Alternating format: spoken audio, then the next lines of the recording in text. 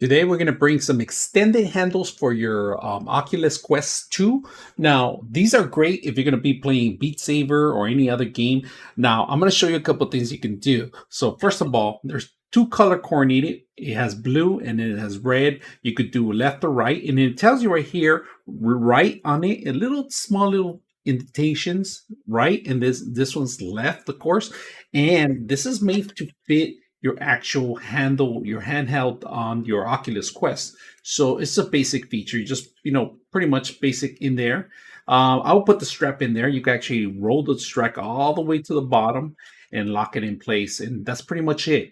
This is pretty much the actual handle that you're going to be requiring, right? If you want to play Beat Saber or anything else. Now, another great thing I just found out that I downloaded a kayak game for more advanced players. This is actually, you could do it like a lifesaver pretty much. And let me show you what you can do.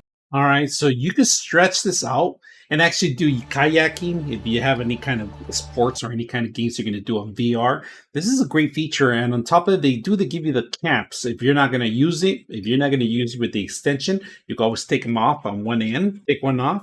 You can always put the cap back into its place itself.